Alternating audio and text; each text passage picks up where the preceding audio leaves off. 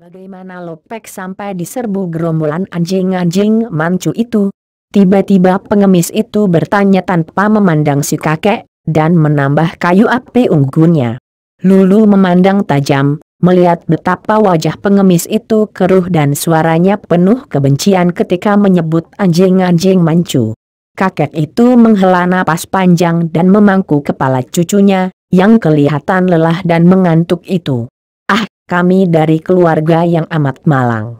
Kami sedang melakukan perjalanan menyelidik, mencari anak perempuanku yang kedua yang dilarikan orang. Karena ada larangan membawa senjata tajam, kami sengaja menyamar sebagai rombongan pertunjukan silat agar leluasa membawa senjata. Siapa kira di kota Tiangbun hampir saja kami celaka kalau tidak ditolong oleh Xiao Hiap ini. Lopek salah sangka. Dia ini adalah seorang Li Hiap yang mengagumkan, kata si pengemis dengan tenang tanpa memandang Lulu. Tentu saja Lulu terkejut sekali dan makin kagum. Pengemis ini benar-benar memiliki mata yang awas. Kakek itu sendiri juga terkejut. Li Hiap? Seorang dara remaja? Hebat, maafkan mataku yang sudah lamur, Li Hiap. Tiba-tiba terdengar bisikan nyonya cantik itu kepada suaminya. Apa kataku? Dan kau masih cemburu melihat aku boncengan dengan dia sekuda. Apa kau kira semua laki-laki sejahat perwira Manchu itu? Suaminya menegur dan mukanya menjadi merah sekali. Lulu menahan hatinya yang geli dan ingin tertawa. Kiranya suami itu menjadi cemburu ketika ia menolong istrinya dan berboncengan di atas kuda. Betapa lucunya. Lokai, pandangan matamu awas sekali, sungguh aku kagum. Kata Lulu yang melepas penutup kepalanya. Rambutnya yang hitam panjang kini terurai. Dan ia biarkan saja karena ia merasa tidak perlu lagi menyamar setelah rahasianya terbuka. Tidak percuma aku merantau di dunia Kang Ou sampai puluhan tahun nona. Lopek, harap suka melanjutkan ceritamu. Siapakah yang melarikan puterimu? Siapa lagi kalau bukan anjing Manchu? Kembali Lulu terkejut. Hatinya terpukul berkali-kali. Hari ini ia telah menyaksikan kejahatan perwira-perwira Manchu dan anak buahnya. Dan kini ia lagi-lagi mendengar akan kejahatan bangsanya. Hatinya tidak enak dan ia memandang api unggun. Menutup mulut membuka telinga mendengarkan penuturan kakek itu. Kakek itu bernama Gak Mong. Seorang duda yang tinggal di kota Dowehian dekat kota besar Chin'an bersama dua orang puterinya dan seorang mantu serta seorang cucu. Putrinya yang bungsu bernama Gak Shokchi, seorang dara remaja berusia 18 tahun. Pekerjaan kakek ini adalah Piao Sut, yaitu pengawal barang-barang berharga yang dikirim jauh. Dalam pekerjaan ini, ia dibantu oleh kedua orang puterinya dan seorang mantunya yang kesemuanya memiliki ilmu silat yang lumayan. Gak Kiong adalah seorang murid luar dari Hoa San Pai, dan karena pergaulannya yang luas ditambah ilmu pedangnya yang lihai, maka sampai bertahun-tahun ia bekerja dengan lancar. Dan selalu dapat mengawal barang-barang kiriman dengan selamat. Akan tetapi, malapetaka terjadi ketika pada suatu hari ia mengawal sekereta penuh bahan pakaian menuju ke utara. Ia ditemani oleh seluruh keluarganya. Karena selain mengawal barang berharga yang membutuhkan pengawalan yang kuat, juga sekalian mengajak keluarganya pesiar ke utara. Apalagi pada waktu itu perang telah selesai di bagian ini dan perjalanan cukup aman. Sekali ini perjalanannya mendapat gangguan. Bukan oleh perampok, melainkan oleh sepasukan tentara Manchu yang dipimpin seorang perwira bermata satu. Kereta bahan pakaian itu dijadikan rebutan oleh anggota pasukan. Tentu saja keluarga Gak ini melakukan perlawanan, namun perwira itu ternyata merupakan perwira kelas 1. Yang memiliki ilmu golok yang hebat, apalagi dibantu oleh puluhan orang anak buahnya. Maka keluarga Gak itu dikalahkan dan terluka. Kecuali Gak Shokchi dara remaja yang cantik jelita itu, yang ditawan dan dibawa pergi oleh si perwira mata satu. Terpaksa keluarga itu pulang dengan hati penuh kedukaan. Untuk mengganti barang kawalan yang habis itu terpaksa pula kakek Gak menjual semua rumah, tanah dan barang miliknya. Kemudian mereka semua lalu meninggalkan tempat tinggal mereka dan merantau ke utara dengan maksud mencari anak perempuannya yang hilang. Sampai berbulan-bulan kami merantau, namun tidak dapat menemukan jejak anakku. Perwira mata satu itu lihai sekali, maka kurasa dia tentu berada di dekat kota raja. Apapun yang terjadi, kami bertekad untuk mencari anakku dan membalas dendam kepada perwira keparat itu. Kakek Gak mengakhiri penuturannya sambil mengepal tinju. Perwira mata satu, tinggi besar dan senjatanya golok besar. Tiba-tiba pengemis itu menepuk pahanya dan berseru. Jangan-jangan dia itu Tuatok Wiliok Buteng. Sebatang anak panah menyambar dari luar gua. Dan Lulu yang bermata tajam cepat menggerakkan tangan menangkap anak panah itu. Pengemis kurus itu memadamkan api unggun dan berbisik, bersembunyi mepet dinding gua. Dari luar gua terdengar suara ketawa bergelak. Gembel busuk Kuatli, benar sekali ucapanmu. Tuatok Wiliok Buteng telah berada di sini.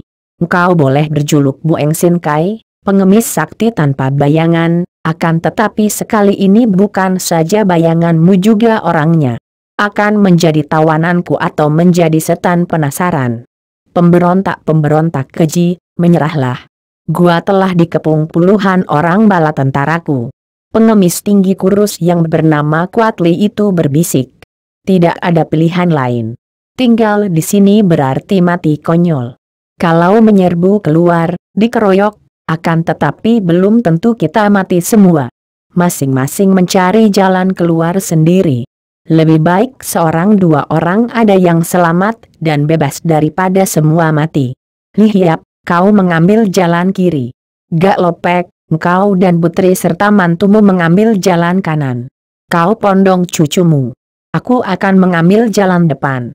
Kembali Lulu kagum bukan main. Pengemis ini memilih jalan yang paling berbahaya bagi diri sendiri. Dari luar gua terdengar suara ketawa yang tadi. Engkau ketakutan, gembel busuk? Aku tahu bahwa engkau berada di dalam gua bersama keluarga Gak. Gak Piao Su, engkau dan keluargamu hendak mencari si manis Siok Ci anakmu? Boleh, kalian boleh berjumpa dengan dia di neraka. Dan pemuda hijau yang ikut bersama kalian juga akan mampus. Adikku Syokchi, engkau sudah mati. Nyonya itu menangis. Ayahnya membentak. Dia sudah mati lebih baik. Mengapa engkau menangis? Kita pun menghadapi kematian. Orang gagah tidak menangis menghadapi kematian di tangan musuh. Seketika nyonya itu menghentikan tangisnya, mengepal tinju dan berseru. Anjing-anjing Manchu, rasakan pembalasanku. Lulu kagum sekali. Orang-orang Manchu itu, ia malu sekali. Mendengar bahwa ia disebut pemuda hijau, cepat Lulu menutupi rambut yang digelungnya dengan kain kepalanya, kemudian ia berkata, Bueng Sin Kai, biarlah aku yang mengambil jalan depan. Ucapannya tegas dan sedikit pun tidak membayangkan kegentaran. Pengemis itu di dalam gelap memandang ke arahnya dengan kagum. Lihiap, engkau tidak bersenjata? Aku bisa merampas senjata dari mereka. Baiklah, engkau mengambil jalan depan. Aku mengambil jalan kiri bersama mantu Gak Piao Su yang patah tulang pundaknya. Gak Piao Su, engkau bersama puterimu dan cucumu mengambil jalan kanan. Tiba-tiba keadaan menjadi terang ketika pasukan yang mengepung itu menyalakan banyak sekali obor. Dan memegang obor di tangan kiri, diangkat tinggi-tinggi sedangkan tangan kanan memegang senjata tajam.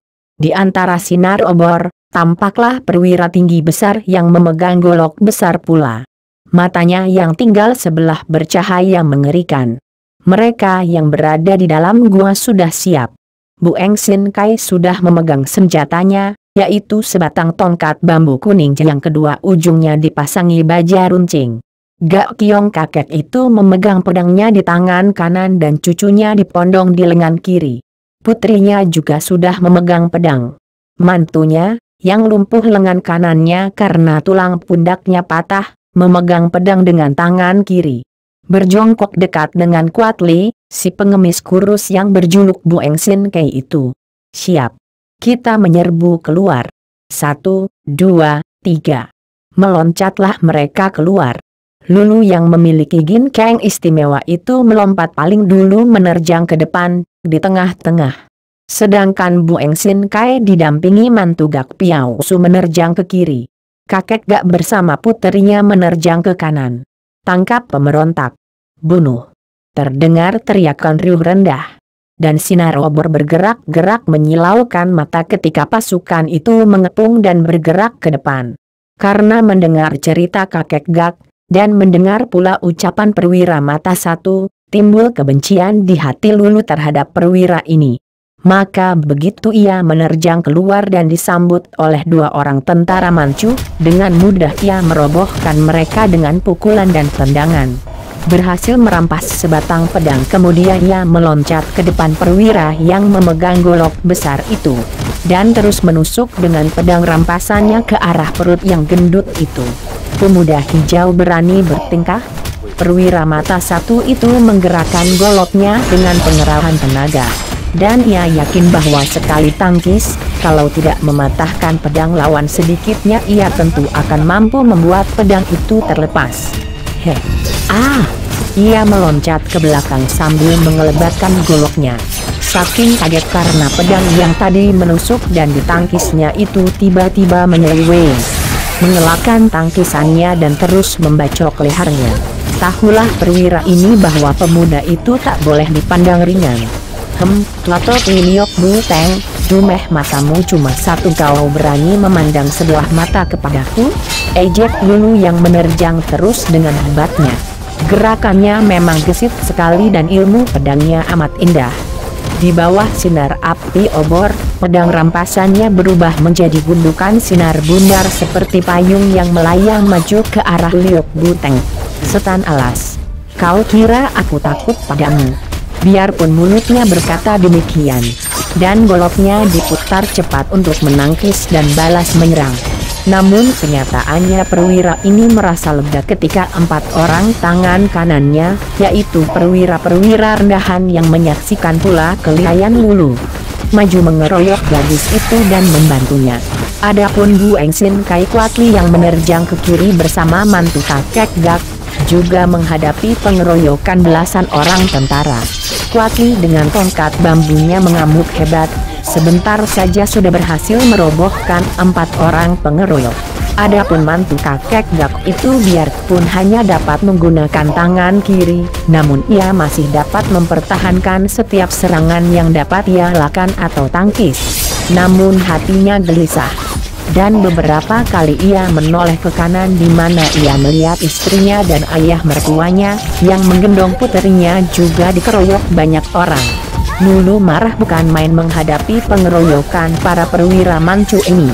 Lenyap sama sekali perasaan tidak enak bahwa ia memusuhi bangsa sendiri. Dan kini yang terasa di hatinya hanyalah bahwa ia menentang orang-orang yang jahat, membela orang-orang yang benar. Berkat latihan-latihannya di Pulau Es, ginkangnya jauh melebihi para pengeroyoknya. Dan ketika ia mendapat kesempatan, ketika tubuhnya melayang tinggi, dari atas ia menukik ke bawah. Pedangnya berbentuk gulungan sinar seperti payung melindungi tubuhnya. Dan tangan kirinya memukul ke arah seorang pengeroyok dengan pengerahan tenaga ginkangnya. Orang itu roboh dengan kepala retak dan tewas di saat itu juga. Lulu merasa kecewa bahwa yang tewas itu ternyata bukan si mata satu. Karena dari atas tadi ia hanya menyerang pengeroyok terdekat. Keparat, kepung, bunuh. Teriak perwira mata satu dengan marah ketika melihat seorang pembantunya tewas. Diam-diam ia pun merasa gentar karena tidak menyangka bahwa pemuda hijau itu ternyata demikian lihainya. Atas teriakannya ini, 2 orang perwira rendahan maju menggantikan seorang yang roboh. Kini Lulu dikeroyok oleh 6 orang termasuk si mata satu. Ia mengertak gigi, memutar pedang dan bergerak seperti halilintar cepatnya. Dan kembali 2 orang telah kena sabetan pedangnya sehingga yang seorang putus lengannya, yang seorang lagi pecah perutnya. Begitu roboh 2 orang, pengganti mereka sudah cepat muncul dan kembali Lulu dikeroyok dengan kepungan ketat. Pengemis kurus Kuatli juga mengamuk secara hebat. 4 orang korbannya kini bertambah menjadi 8 orang, kesemuanya prajurit-prajurit Manchu. Yang sungguh pun tidak selihai para perwira yang mengeroyok dulu kepandaiannya. Namun karena jumlahnya amat banyak, maka ia tidak dapat maju. Dan akhirnya terhalang oleh tumpukan mayat-mayat lawan yang dirobohkannya. Pertandingan sudah berjalan hampir 2 jam. Mantu kakek Gak yang menengok lagi ke kanan mengeluarkan teriakan ngeri ketika ia melihat istrinya roboh oleh tusukan tombak dari belakang. Ia tidak mempedulikan lagi larangan Kuatli lalu meloncat dan lari menuju ke kanan. Ia melihat istrinya roboh mandi darah. Dan pada saat ia hendak menubruk istrinya, kakek Gak berteriak keras. Dan ketika mantunya menengok, ternyata ayah mertuanya itu roboh bersama-sama putrinya. Keduanya menjadi sasaran bacokan banyak golok dan pedang. Dengan buas laki-laki ini meloncat dan mengamuk dengan pedang di tangan kirinya. Kemarahannya, kesedihan, dan dendam yang meluap-luap membuat gerakan pedangnya berlipat ganda kekuatannya. Dan berhasil merobohkan 3 orang pengeroyok sebelum ia sendiri roboh dengan tubuh penuh luka. Habislah riwayat keluarga Gak yang gagah perkasa itu. Kini tinggal Lulu dan Kuatli yang melanjutkan perlawanan. Pengemis ini mengerti bahwa keluarga Gak tak dapat ditolong lagi, maka ia cepat menggeser kedudukannya dan akhirnya berhasil mendekati Lulu. Setelah dekat ia berteriak, "Lihiap, kita mengadu punggung, saling melindungi." Lulu mengerti maksud pengemis itu dan ia pun lalu berdiri membelakangi Kuatli. Dan biarpun punggung mereka tidak sampai bersentuhan, masih terpisah kira-kira 1 meter. Namun dengan kedudukan mereka itu, tidak ada pengeroyok yang akan dapat menyerang mereka dari belakang. Sehingga bagi mereka akan lebih dapat melakukan pertahanan yang kuat. Liok Buteng si mata satu sudah menjadi marah bukan main. Terlalu banyak ia kehilangan anak buah, dan hasilnya hanya dapat membunuh keluarga Gak yang 4 orang jumlahnya. 4 orang itu pun yang seorang anak kecil dan seorang lagi sudah patah tulang pundaknya. Sungguh memalukan, tidak kurang dari 15 orang anak buahnya tewas. Si mata satu dan perwira rendahan yang tinggal 4 lagi, dibantu oleh 20 lebih anak buahnya. Kini mengurung Lulu dan Kuatli. Lebih marah lagi hati si mata satu ketika mendengar pengemis itu menyebut Lihiap kepada pemuda itu. Hanya seorang gadis remaja. Para pengepung mengangkat senjata, mengurung dan mencari kesempatan baik, atau menunggu komando. Lulu dan Kuatli melintangkan senjata di depan dada, siap melawan mati-matian. Keadaan amat menegangkan. Mata kedua orang yang dikeroyok ini tidak berkedip, memandang para pengurung di bawah sinar obor yang kini dipegang oleh puluhan orang tentara yang tidak ikut mengeroyok. Karena tidak kebagian tempat dan hanya berdiri di lingkungan luar dengan obor di tangan kiri dan senjata di tangan kanan. Serbu. Si mata satu memberi aba-aba seperti kalau biasanya ia memberi komando pasukannya menyerbu barisan musuh. Suara bertemunya senjata nyaring memekakkan telinga. Dan tampak bunga api muncrat-muncrat disusul teriakan-teriakan orang dan robohnya beberapa orang pengeroyok. Kembali kedua orang yang gerakannya amat cepat tadi berdiri diam karena para pengeroyok juga diam dan agak menjauh. Namun pengurungan tetap ketat. Kembali mereka seperti patung, saling pandang dan menanti kesempatan. Keadaan lebih menegangkan daripada tadi. "Lihiap, berapa ekor kau robohkan?" Lulu hampir tertawa. Benar-benar luar biasa sekali pengemis ini. Dikepung seperti itu, terancam maut, masih sempat bertanya yang merupakan kelakar yang menyegarkan untuk mengusir ketegangan. 5 ekor, jawabnya. Lupa bahwa yang disebut 5 ekor itu adalah 5 orang prajurit bangsanya. Aku hanya 4 ekor, kalah 1 ekor. Wah, engkau hebat, Lihiap. Melihat sikap tenang dan mendengar percakapan mereka, seperti hampir meledak saking marahnya dada Liok Buteng. Ia marah sekali dan menganggap anak buahnya tidak becus. Mengeroyok 2 orang saja sampai sekali gebrakan roboh 9 orang serbu dan serang terus sampai hancur tubuh mereka. Teriaknya sambil memutar golok. Kembali terdengar suara nyaring bertemunya senjata dan sekali ini pertandingan benar-benar amat hebat. Pihak pengeroyok terlalu banyak dan biarpun sewaktu-waktu si pengemis kurus masih sempat bertanya berapa ekor yang dijatuhkan Lulu. Namun jumlah korban mereka makin berkurang dan mereka menjadi lelah sekali. Berjam-jam mereka dikeroyok. Dan jumlah lawan tidak pernah berkurang karena begitu ada yang roboh, tentu ada pula yang menggantikannya. Mereka berdua tidak hanya mandi keringat, juga mandi darah. Sebagian besar darah lawan, sebagian kecil darah mereka sendiri yang keluar dari luka-luka bekas bacokan senjata para pengeroyok. Paha kiri Bu Engsin Kai Kuat Li telah terbacok golok si mata satu. Hampir mengenai tulangnya, juga dada kanannya somplak dagingnya terkena bacokan pedang. Darah membasahi seluruh dada dan kaki kiri. Akan tetapi pengemis ini tak pernah mengeluh, terus mengamuk dengan tongkat bambunya. Lulu juga terluka. Pundaknya tertusuk mengeluarkan darah dan pangkal pahanya di belakang, di bawah pinggul, kena diserempet pedang. Sehingga kulitnya terkupas dan mengeluarkan darah pula. Seperti pengemis yang sikapnya amat gagah dan membangkitkan semangat itu, Lulu tidak mau mengeluh dan terus mengamuk.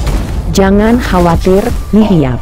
Biarpun mati, kita sudah mempunyai banyak pengawal. Kita sudah untung besar.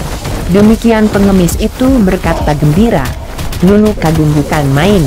Sin Kai, aku akan bangga mati di samping seorang gagah perkasa seperti engkau, kata Lulu sambil menusukkan pedangnya sampai tembus di dada seorang prajurit. Akan tetapi ketika ia mencabut pedangnya, terdengar suara krek dan pedangnya patah. Ternyata pedangnya itu terselip di tulang iga lawan dan ketika ia cabut, tertekuk dan patah. Pada saat itu, golok Liok Buteng menyambar ganas. Lulu terkejut mendengar desing angin golok dari samping ini. Cepat ia menjatuhkan diri ke atas tanah dan bergulingan sampai jauh. Ketika meloncat bangun, tangan kanannya menghantam kepala seorang lawan sampai pecah. Dan tangan kirinya merampas pedang orang itu. Dia telah bersenjata lagi. Bukan main. Gerak kamu luar biasa indah dan lihainya, Nihiap. Bu Engsin Kai Kuat Li memuji akan tetapi ia tidak dapat melanjutkan kata-katanya. Karena kini ia sudah dihujani serangan dari para pengeroyok yang mengepungnya. Biarpun napasnya sudah terengah-engah, terpaksa ia mengerahkan tenaga dan memutar tongkatnya untuk melindungi dirinya. Kini keadaan kedua orang gagah ini menjadi lemah karena gerakan Lulu yang menggelundung tadi memisahkan dia dengan Kuat Li. Sehingga kini para pengeroyok membuat gerakan mengurung menjadi dua rombongan. Dikurung seperti itu tentu saja lebih berbahaya dan lebih sukar melindungi tubuh. Juga membutuhkan pengerahan tenaga lebih banyak untuk memutar senjata ke belakang dan untuk berloncatan. Saking lelahnya ditambah kehilangan darah, Lulu dan Kuat Li sudah hampir tidak kuat menggerakkan senjata mereka lagi. Mereka hanya mengandalkan kelincahan mereka yang otomatis, berloncatan ke sana ke sini untuk menghindarkan diri dari senjata lawan yang datang bagaikan hujan. Melihat keadaan dua orang yang dikeroyok itu, Liok Buteng si mata satu yang merasa penasaran, ingin menawan dua orang itu. Ia lalu menerjang dengan golok besarnya, menghantam tongkat di tangan Kuat Li. Terdengar suara keras dan tongkat pengemis itu mencelat entah kemana. Tangannya yang sudah kehabisan tenaga tidak mampu lagi mempertahankan hantaman golok yang amat kuat itu. Liok Buteng kini menyerang Lulu dan seperti juga pengemis itu. Dalam pertemuan tenaga, sungguh pun kekuatan Sin Kang gadis ini sebetulnya lebih hebat. Namun karena tenaganya habis, pedangnya patah dan terpaksa ia membuang pedang buntung dari tangannya. Jangan bunuh mereka. Tangkap hidup-hidup. Liok Buteng berseru girang. Dia amat marah dan membenci kedua orang itu dan kalau membunuh mereka, ia anggap terlalu enak bagi mereka. Tidak, mereka harus disiksa dulu dan gadis remaja yang cantik itu, dia sendiri yang akan menanganinya. Perintah si mata satu itu menyelamatkan nyawa Lulu dan Kuat Li. Andai kata tidak ada perintah itu, dalam keadaan bertangan kosong, dikeroyok begitu banyak tentara bersenjata, dalam keadaan sudah amat lelah, tentu mereka takkan dapat bertahan lama. Kini para pengeroyok itu menyimpan senjata mereka dan menyerbu dengan tangan kosong. Tentu saja Lulu dan Kuat Li tidak mau menyerah begitu saja, dan menyambut mereka dengan hantaman-hantaman. Kembali mereka merobohkan beberapa orang sebelum Kuat Li terkulai roboh saking lelahnya. Sedangkan Lulu sudah merasa pening kepalanya, pandang matanya berkunang. Akan tetapi ia masih bertahan terus. Pada saat itu terdengar suitan keras sekali. Dan para pengeroyok tiba-tiba menjadi kacau balau oleh serbuan 8 orang berpakaian pengemis. Namun 8 orang itu ternyata lihai bukan main. Apalagi seorang di antara mereka, seorang kakek gembel yang sudah tua sekali. Dan tubuhnya kurus kering tinggi, rambut dan jenggotnya yang sudah putih itu riap-riapan dan kakinya telanjang. Dengan senjata sebatang tongkat butut pengemis tua ini di samping 7 orang temannya mengamuk dan setiap orang yang dekat dengannya tentu roboh. Ketika Tua Tok Wiliok Buteng melihat kakek tua ini, dia terkejut dan cepat meloncat mendekati Lulu. Menggerakkan goloknya membacok. Lulu yang sudah lelah sekali, mengelak ke kiri, akan tetapi sebuah pukulan dari belakang mengenai punggungnya. Dan ia roboh menelungkup. Ketika ia menggerakkan kepala menoleh, ia melihat si mata satu mengangkat golok disabetkan ke arah lehernya.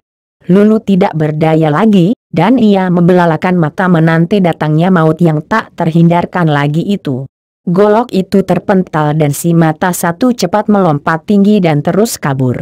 Kakek tua renta yang menangkis golok dengan tongkat bututnya itu mengamuk dan menyambar tubuh Lulu yang sudah pingsan. Gadis ini begitu kaget dan juga bersyukur bahwa pada detik terakhir ia tertolong. Maka tekanan batin karena kaget dan girang ini membuat tubuhnya yang sudah lelah dan lemah, kehilangan banyak darah tak kuat bertahan dan ia pingsan. Lulu tidak tahu bahwa dia dan Kuat Li tertolong. Dan akhirnya dibawa lari 8 orang pengemis lihai itu ke dalam hutan-hutan di kaki Gunung Luliangsan. Dalam keadaan pingsan ia bermimpi bertanding dikeroyok banyak orang di samping kakaknya. Dan hatinya girang bukan main karena amukan kakaknya membuat semua pengeroyok lari tunggang langgang.